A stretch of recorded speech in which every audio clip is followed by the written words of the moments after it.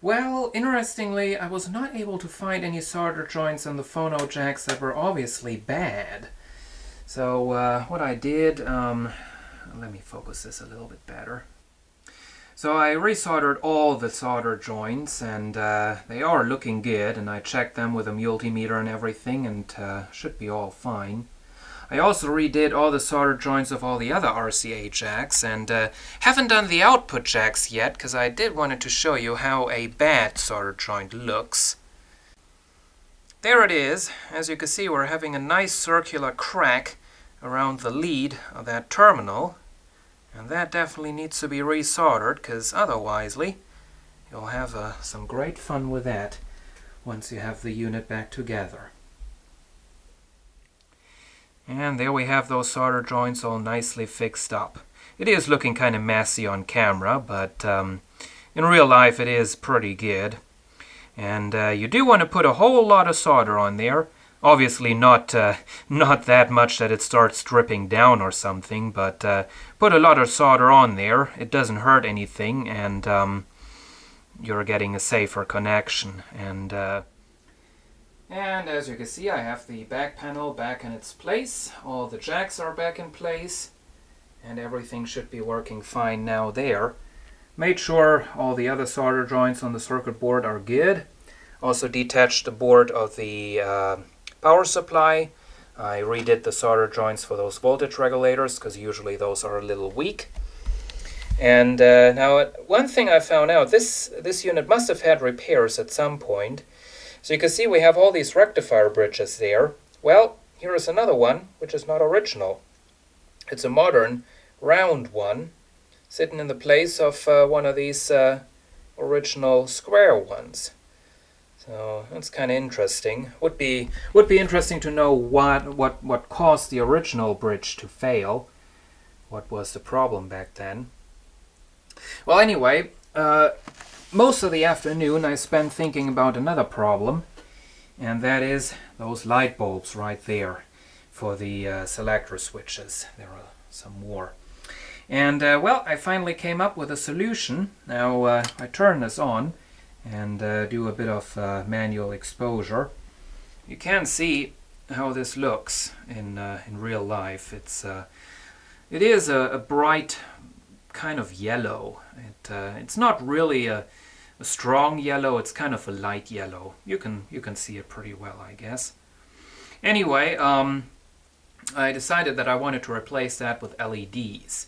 Now in my parts bin, I had a bunch of green LEDs, but those would have lit up this bar thingy in rather faintly. Once again, the camera doesn't want to focus. This really drives me mad. Anyway, those wouldn't work very well. I also found some super bright white LEDs. Those would have worked very well. The problem would have been we would have had a rather weird looking white. I also tried, now the original light bulbs, as you can see, they do have these yellow sleeves over them for the yellow color. I tried putting that onto the super bright white LEDs, but that gave a very, very weird, very, very filthy looking color, kind of a greenish white. Very weird. So finally I went ahead and went to the electronics store in town, and I got super bright yellow LEDs. Or no, well, these are more like orange, and I know this is looking terribly wrong. It's mostly due to the poor contrast ratio of this camcorder. This is not that bright in real life. Of course, there is a bright spot, but it's not as bright. And I have to say, it actually it doesn't look bad. As you can see, it's a much stronger yellow than what it originally was, and that's nice because this matches up a lot better with the orange fluorescent display of the main amplifier. Now, if I take off the faceplate, we can see this a little bit better. And oh, there it is, as you can see. Ooh, that's pretty bright. I obviously had to do some modifications. at first I cut the trace of the circuit board going to those lights, and I scraped off some of the color right there and put a resistor there, voltage drop resistor. I did calculate that, by the way. LEDs are 2 volt, 25 milliamps, and those are the specifications. I don't want to hear anybody say the current is too high or any bullshit like that. Those are the manufacturer's specifications. 240 ohms, that is supposed to be the voltage drop resistor. Well, I have to admit I don't have one of those, so I went ahead and did something a bit stupid and put in a 220 ohm resistor. And even though this is actually the minimum value. But anyway, put it right there and found out circuit board is rubbish, because the traces just came right off when I had the resistor mounted. So that wasn't very stable at all. So I did some creative rerouting and mounted it right there. And it does work. It does work. Now, I thought I had found a solution that would have been even better. There is this resistor right here, and I thought this was the voltage drop resistor also for all the light bulbs for that system, so that I could, if I increase that value, that I could just, you know, use the LEDs in the circuitry without having to do any modifications like that one right there. But unfortunately, I replaced that resistor and it did not work, so I guess we are getting that voltage somewhere straight out of the power supply. The light bulbs are running off of 8 volts, which is a rather weird voltage.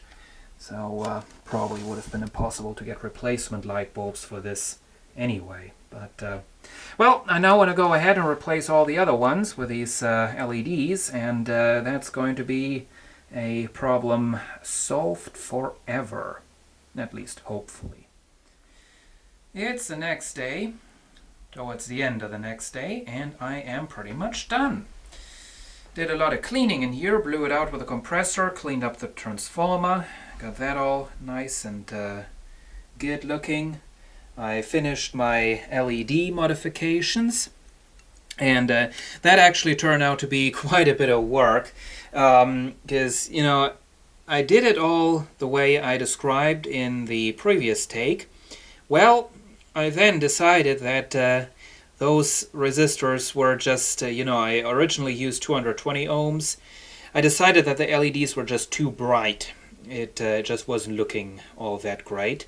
So I went ahead and increased the value, started experimenting with that a little bit. We're now actually up to 560 ohms, so we are having quite a bit of a voltage drop, and I guess we are running the LEDs at a bit of a lower voltage than what they are rated for, which is good. Going to extend their lifetime. So got that finished. This resistor is for the upper row of switches. That one is for the lower row.